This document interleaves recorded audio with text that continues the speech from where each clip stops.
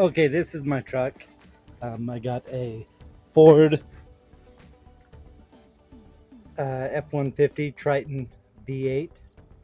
Um, it's just a normal V8. What I'm gonna do is I am going to take one of the cylinders out because it busted through the block. I'll show you, and I'm gonna JB weld it, and then I'm gonna delete that cylinder completely and run it off of 7 cylinders. So let me show you what I've done so far. Obviously I've got it jacked up, and I've took off the oil pan, and as you can see, there is debris all in the oil pan. I had to take and beat out the piston because it was this is the part of the piston because it had busted completely up. The rest of it is in this oil pan here. I don't know if you can see that very well, but it's all in there. There's the arm of where the piston went onto. Let me show you up here. I don't know if you can see this. Let me grab my light.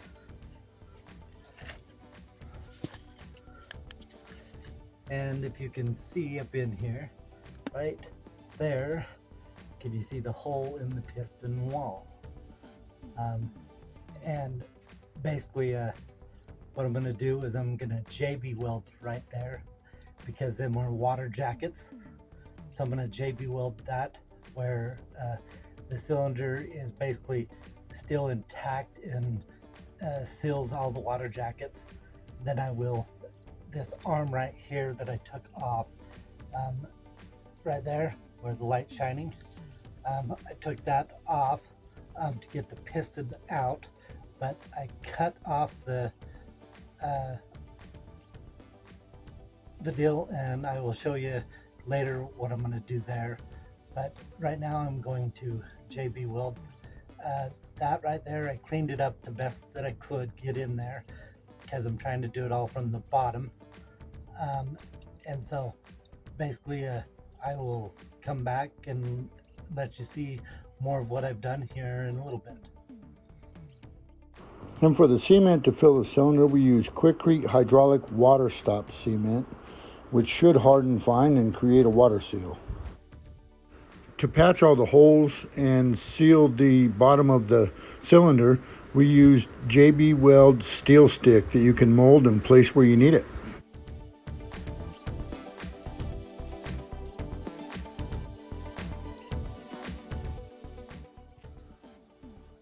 Okay, so here is what was left of that piston and arm, and what I've done is I took a grinder and I cut that off. As you can see, now it's only this. Right there's where I cut off, and I'm going to put that back on with the nuts and bolts. So it will spin around, but it'll just keep the oil pressure in the car. That way everything stays good. And I was just showing you what I'd done to that arm and the piston. And so it's completely deleted now, and I'll be putting it back in. Okay, as you can see up in the piston here, we have our 2 valves. We have the piston cylinder where it was pretty much busted and jammed up in there, and we got a hole over on that side and a hole over on that side. So we're going to go ahead and fill the cylinder with concrete, and basically to water seal the cylinder. He cut the rod off and put it back on there so that it helps to kind of keep the weight on the crankshaft balanced. but we're gonna go ahead and get the concrete going and get it mixed and get it up in there, and then we're going to at the very bottom we're going to turn a tuna can over, and we're going to, come on, that thing won't focus for me, will it? There it goes. And then we'll go ahead and JB weld that tuna can in, and it'll be ready to put back together and test drive. Okay, so I got that epoxy up in there now, as you can see. Can't see it real well, but it's gonna let that set up there, and that'll seal off all them water jackets. And then we will continue here in just a little bit, putting back on the oil pan and everything. Right now I'm gonna let that set up, and then I'm gonna go over here to the where the piston is, and I'll show you exactly what I done. Hold on one second, I will.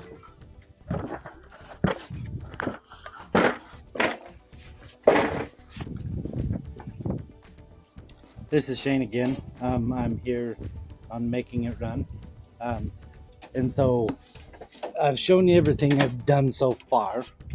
What I'm doing now is, or I just finished up, is right here underneath the fender wheel. I had to take out the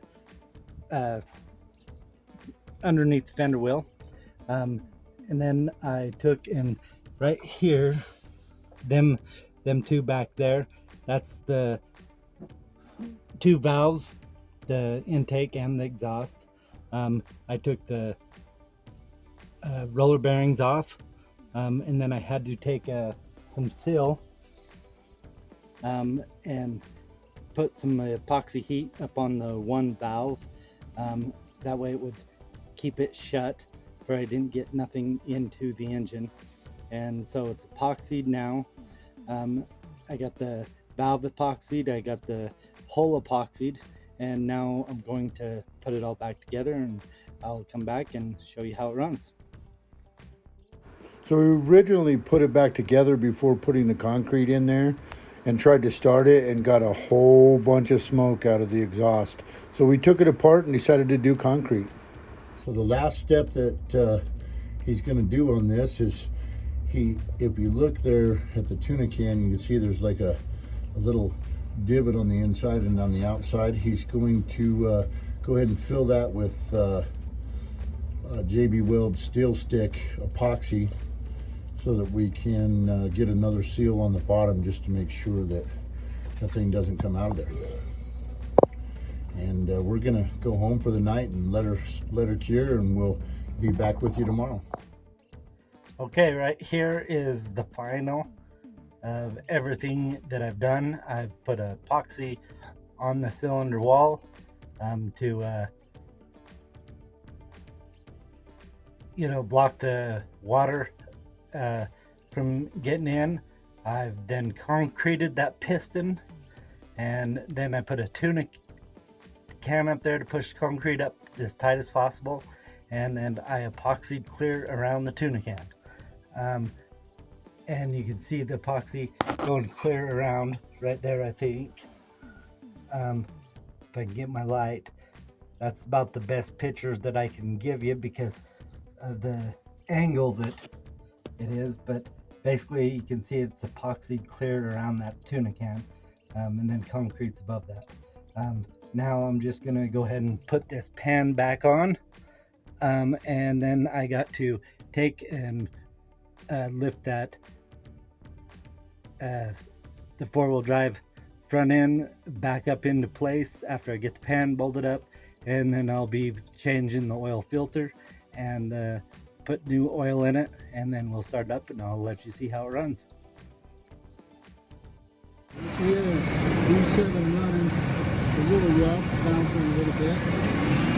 It's running, sounds pretty good.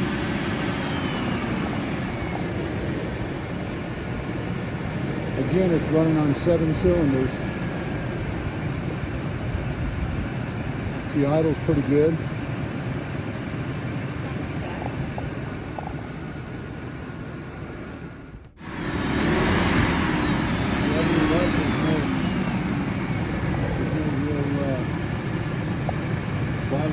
hear anything?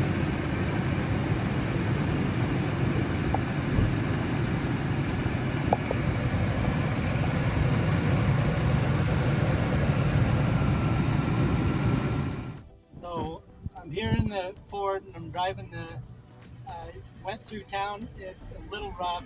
I'm going to take it on the interstate here, and it's got a little bit of mist right at the beginning when you take off, but it seems like at the higher speeds it's perfectly fine. So,